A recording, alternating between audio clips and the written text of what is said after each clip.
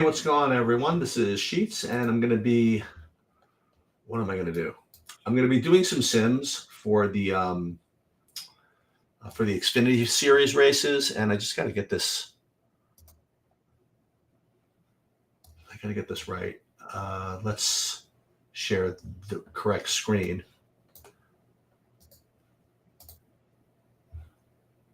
Okay, I think this is good. Let's get this out of the way. I don't know why this thing is still in my way over here. Anyway, let's just get started, and let's just see what we can't come up with over here. Let me fire this up. So I just ran. Hey, what's up, Depot? So I just ran some numbers. I ran some ownership based on kind of a combination of things. I incorporated what I thought the field was going to do based on projections. I did some ownership projections as well, and this is kind of what I have. And then I put top 5,000 lineups into the mix, and I just kind of ran it. And then we're just kind of going to play around and just kind of see what we get. Like, for example, again, this is not in any way a substitute for Brandon's work. Again, I don't know much about the particular drivers or anything like that. I'm just going off the projections and the sheets as I was able to create them and just do some lineup construction here. I was going to do it myself anyway, so I figured I may as well just fire it up live. If you have any questions, comments, or whatever it is, just let me know. If you see anything egregious in these ownership projections, you can feel free to let me know. I mean, that's what we're basing this all on. I mean, I have Jesse Love and Austin Hill as the top owned guys, both just about 40%, both starting near the front, both very, very high priced. And then I got a whole bunch of these 30%, 25 to 30%ers. And all of them are some derivative of place differential play, I guess. Like Kyle Weatherman's, I don't remember him being such a popular play in the past, but I guess he looks pretty good at 37 from the 37 hole. So he's showing up at 27% ownership. Heim, 27%. This is just my numbers. If anything completely stands out, I mean, obviously feel free to either comment or better yet, just change it on your own. So this is what I'm kind of playing off of. So again, we ran the 5,000 lineups, and making no changes at all. If we're just going to play the top 50, this is what the exposure would look like. And this is what I want to kind of play around with here. The first thing I want to do to emphasize is what we're looking at here when we're ranking these things. See, you'll notice that the default ranking for SaberSim is not just projected points, right? It's not projected score. It's this derivative, the Saber score. And it's important to know what you're looking at here. So you look in the eyeglass for a single game, and it's a little bit confusing. I don't want to get too into what all this is, but it does prioritize kind of just projections, like kind of the median projection. But then it also it subtracts 0.2 times the average adjusted ownership. So it does ding the lineups for ownership in some way. And again, we're not running sims yet. We're just looking at the straight SaberSim kind of rankings here. And just from my knowledge of the way SaberSim and these formulas operate, this is a sort of aggressive, but not overly aggressive build. So if you're expecting to get really unique and things like that, this is probably not what you want to do. But from what I'm hearing, a lot of the top NASCAR players will ask, and Ace Stukas and the other guys that are in here, I mean, they don't really care too much about getting unique. They just kind of get there anyway somehow. But if you are trying to get unique, this is probably a little bit passive, like this whole metric here. Now, if you want to have some fun, I mean, if you want to create your own metric, I did that, and I didn't even know this goes across different sports. I just figured this out. So I created this metric for MMA, and it actually translates over to the other sports. I never knew that. So, like for example, the sheet's default setting, which I set, this is based on an older MMA metric, and you'll notice what this does is this puts this 99th percentile outcome into the mix. It's instead of some of my projections and that's it. It adds in 0.75 times the 99th percentile outcome, and then it also subtracts 0.5 times the sum of the average ownership. So this actually is an extremely aggressive way to play. Okay, if you wanted to just go for a straight up just craziness, all right, this is what you would do. Now you might ask, well, how do I know how crazy to get? What am I costing myself to get a little bit too crazy? Well, one thing you can do, and these are really cool things that they just created, or just that I noticed.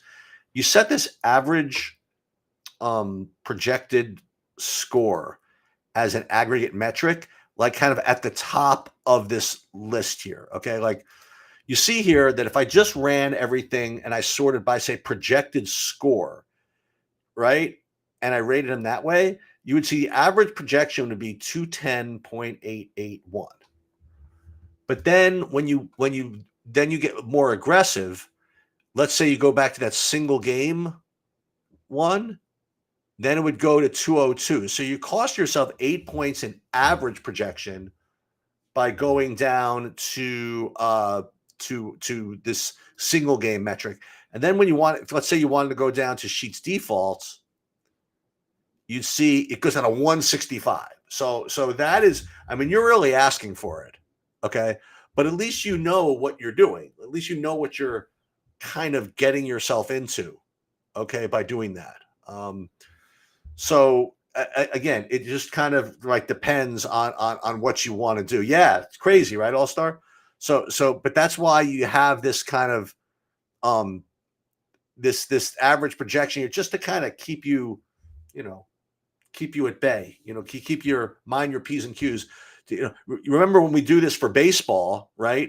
If we go min uniques 1, min uniques 2, changing stuff, it affects it by like a point or something like that. But,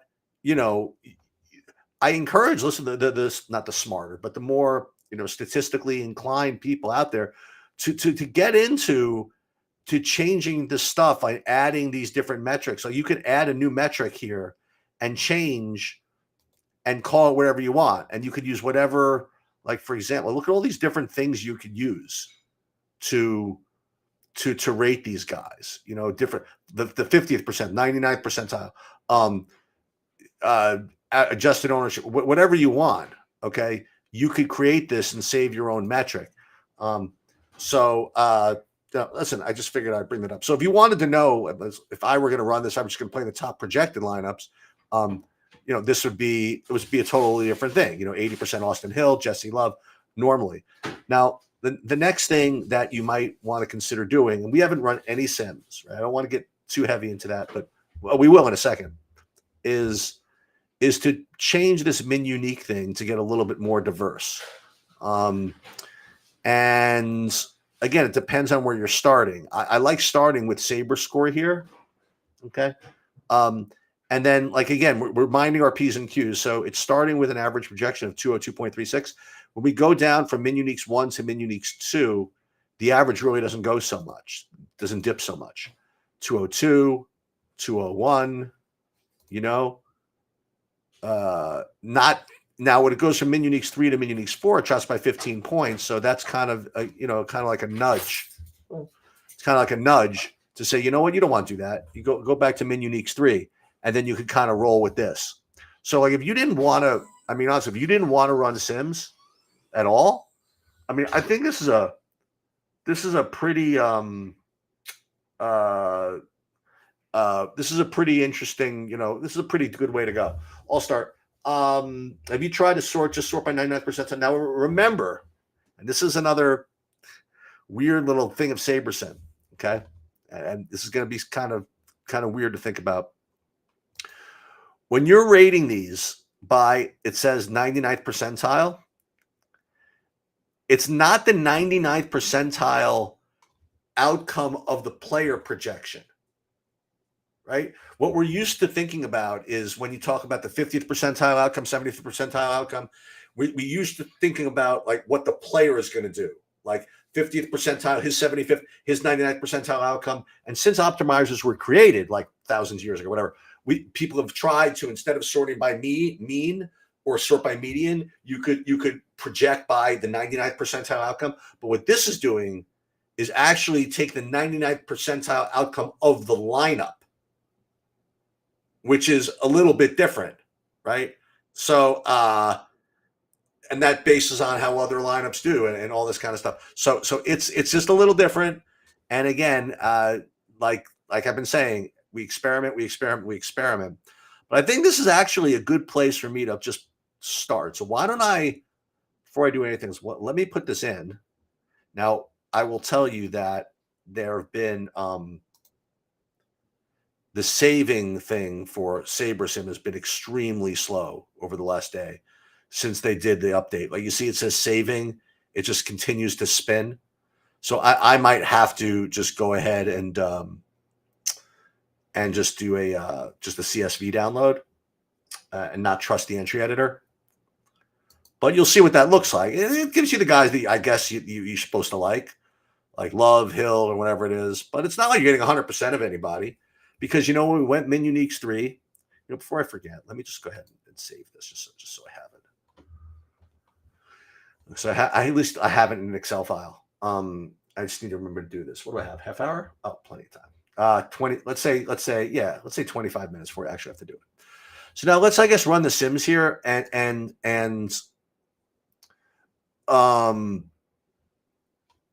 but before I do that, let's again figure out all the other things you could do before we get into Sim World. Like if you didn't want to get diverse and do whatever, or get more aggressive, you could do geo mean filtering, where you essentially just force a low owned lineup. Like for example, and I've done this before, but let's say there's 7,000 people in this tournament. You put you put it into this formula, which I've gone over, but you could copy this. This is the formula. And 6 players in a lineup, 7,000 people in. If you want to go for, say, 1 dupe, you want a geo mean to be 22.8 or so. So what you could do is just take these and reduce the geo mean to 22.8. So what you'll do is you'll go filter, add filter, geo mean less than 22.8, and then theoretically, what this is doing is giving you ownership that rates to have 1 dupe or less. Well, again, art over science. We're not sure, but this isn't bad. But this is actually pretty good. So you know what? Let's save this one also, just so we have it. And I wonder if it's still saving. By the way, I don't even know. Let's first save this to a CSV. Let's again attempt to save these to the lineups, but it doesn't seem to be. See, it's still saving from before. So I think they need to do some work over there. All right, so let's run a sim. The settings are already put in here. The payout structure is put in there. But what field of lineup do we use? What on earth? Do we use the flagship MME lineup? Do we trust them? Do we trust SaberSim to be able to create a better field than we can? The usual answer is yes. Okay. You usually trust it, but what's cool is you can see and you can gauge. So for example, if you wanted to use the flagship MME, you could go here into contest, go into field lineups, go into flagship MME, for example. Okay. And it's going to load the lineups that it's using as its field. So all you got to do is you expand the players, and this is the ownership of the lineups that you are going to see if you accept the MME field as accurate. So one thing you'll notice is that Austin Hill is at 47% exposure in that, as opposed to our ownership projection, which was a little lower. And I think that's because their projected ownership, right? Because that's right. is closer, is right around there. So that's really all they're doing in the Saber Sim, contest field, is mimicking ownership, that they're projecting ownership. And I guess that makes sense because there's no correlation involved necessarily, I guess. So you have to think qualitatively whether this is going to be a better field to use as your representative field than your own, than something else. So we'll remember this: 47% Hill, 42% Love, and then kind of spread out. But then what you could do is you can go back to, say, what you just created, like the 5,000 lineups we created. And what you can do is look over here and see what that pool looks like. Let's see. Where was I? 2:10 p.m. Where were the 5,000 lineups? Where'd we go? Where's my pool? Should be somewhere. Was it build one? Oh, here's where we built these at build one. Okay. All right. So in build one, what we had was, look at the pool again. So it was more 41% and 38%. 41% Love, 38% Hill. So which do you think is more representative of what the field is going to do? Something like a 48% Hill, or 38% Hill? That's the real decision that you have to make with respect to figuring out what contest field you want to compare to.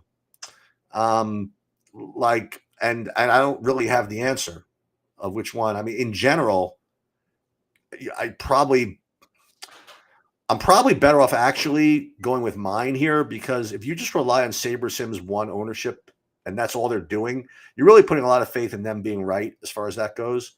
Where when I ran this whole 5,000 lineup build, it was based on like I think a pretty tight group of projections.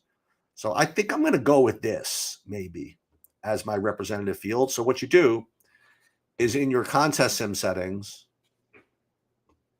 where is this? Where are my labs? In your contest sim settings, you'll go from, you'll select your field lineups as build one. Okay. And we'll do that. And I guess we'll do the same thing for the triple header sweep, but you would want to go through the same process. Build one, hit save settings. Actually, for the single entry, I actually like this one a little bit better, because I do expect Hill to be higher owned in that one. So let's so now we'll run the contest sims.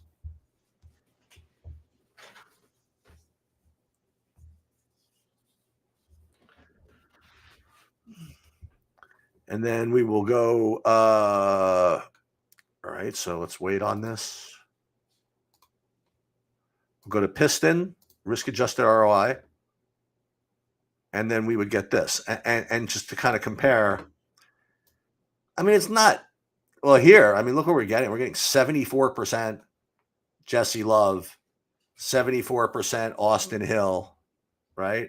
It's pretty heavy of those two, and then 55% Smith and Jones. So this is a pretty aggressive. So what you can do, even just starting with this, again, same thing. If you want, you could go min uniques a little bit more. So, and make sure, again, we mind our P's and Q's, that it's not affecting our average too much. And you see it already went down by 2 full points. So we'll go back to maybe min uniques too. And then you'll see it's still getting you really, really heavy on Hill and Love. So, yeah, so you can go with this. And then same thing as before. If you want, based on this, go back to do a geomean filter again. You see it wasn't very difficult to get to. What was the number that we looked at? It was going to be 22.8. So if we reduce this to less than 22.8, it just does a little bit better job. I mean, it gives you a little bit lower owned situation. And as you'll see, I mean, it did what did it go down to? 199? All right, 199 instead of what was it before? Let's look again. We'll take out the filter. And it was 203. So we only went down 4 points, making all that adjustment for low ownership. I think that is probably worth it. Okay, so what did we say? 20. I keep forgetting again. It was 22.8. And then I'm going to show you one other little trick you could do here. And then we'll do save filter. Okay, so then we have these. So we could just kind of save these directly to the builds as well. Now, here's one really cool little trick. So let's save these, right? And what we have is we saved, in the last two files, we saved 50 lineups and 50 lineups, right? This was the last one we just saved. That was the 50, and I should have named it because it's based on. And then we'll go back to the other one that we just did, which was this one, right? So we have 50 lineups and we have 50 lineups. I'm only playing 50, so which ones do I want to pick? Well, first question is very interesting. Did I actually build 100 lineups, or are some of the lineups duplicated? Now, there's a couple of ways you can do this. You can figure this out, but I'm going to show off one little tool that I created here. And that's kind of like my dupe detector, sort of. So here we'll go. Where is that thing? We'll go to dupe test. And I use this for MMA sometimes. And we'll put in all like, say, 100. Was it 102 lineups, something like that? We'll put these two in. And then we'll put in. Do I have time? Oh, yeah, plenty of time. And I've done this before. I've gotten caught like just doing like funky stuff without remembering that I have to do something else. All right, so let's put these in. And so we put in all, whatever, 101 lineups, whatever that was. And now let's see how many unique lineups of these 102 there are. So let's just see which lineups kind of overlapped both of those screens. So like you'll see that only two of them. So what's interesting to see is that I ran the same process using the SIMS and not using the SIMS, and using, say, the SaberSim metric. And what you'll see is that even though I went to MinUniques 2 or whatever, and I did a geomean filter for both of them, you got 50 completely different lineups, okay, between the SIMS and just using the various metrics. All right. One thing that's so funny. So what do you learn from that? Okay. One thing that I think is interesting that you could think about is that the duplicated lineups, like the ones that appear in both screens, are probably pretty strong. You know, so what would have been ideal is if you found 25 lineups that overlap them both, but it just kind of doesn't work that way. So what you could also do is just rerun these where you get 100 of each, and then you take your top 50 that overlap. But again, this is you could use this with the favorites tab as well. So now, I mean, it's up to you what you want to play. I mean, what makes more sense to you? Do you want to use the build with that, you know, is based on the SIMS? Do you want to use the build that was based on the just those SaberSim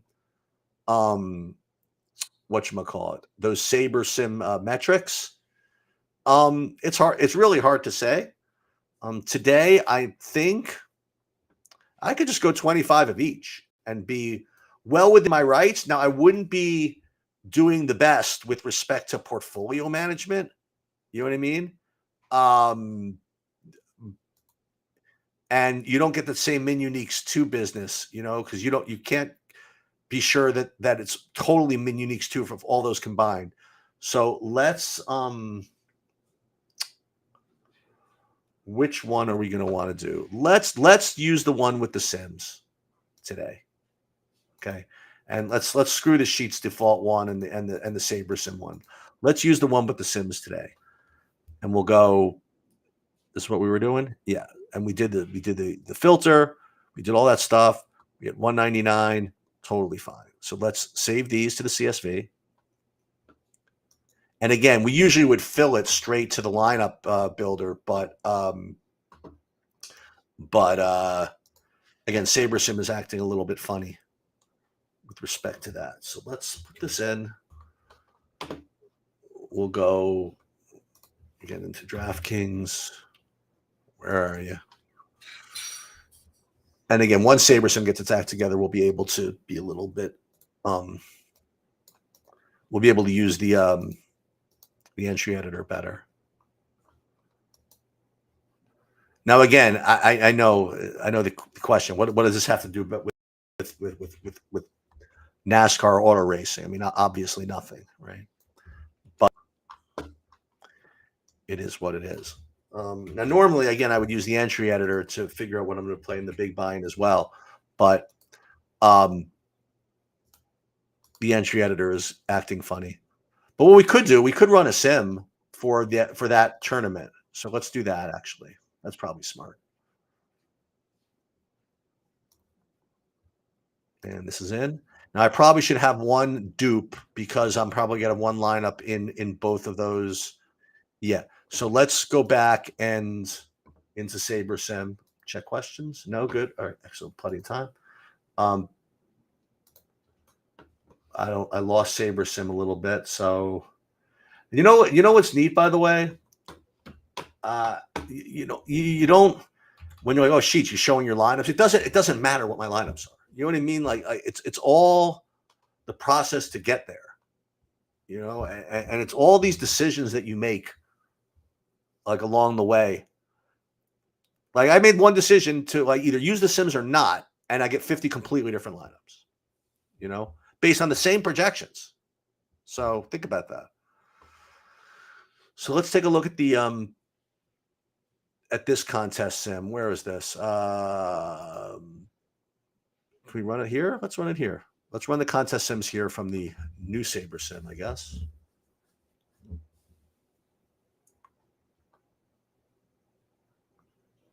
Let's see. Triple header sweep.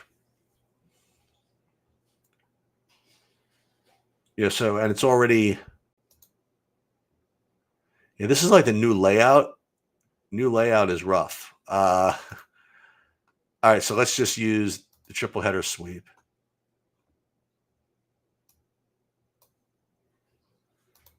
Triple header sweep. Okay. Single fill, save. That work?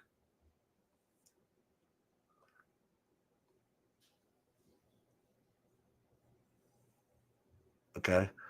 This one's really messed up. It doesn't have any of those. It has like nobody. It's got like none of the guys that we like. Well, we're definitely going to be unique. That's for sure. Not all contests have been filled. Yes, I'm going to download these. And then up we go. So in that triple header sweep, we are just extraordinarily low owned and probably for no reason. And then what we could do is we could take a look here as what we, what our exposure is, if we care. Sometimes we don't even care. But, you could do this. View exposure, NASCAR. Highest owned guy is Shane Van Gisberg. Is he any good? We're gonna find out, I guess. All right, I guess that's pretty much all I wanted to do because I was going to do this for my own lineup. Yeah, I should do that. Josh Williams should get that mullet upgrade. Favorite MMA fighter? I don't know. I have 3 key fights. Look at any of my videos. I did like 4 of them. The Fletcher fight, pick one of the 2. The Garcia fight, pick one of the 2. The Garcia, Fletcher. Oh, the Peak fight, pick one of the 2. Pick one of the 2 of the main event, and then, it kind of plays itself.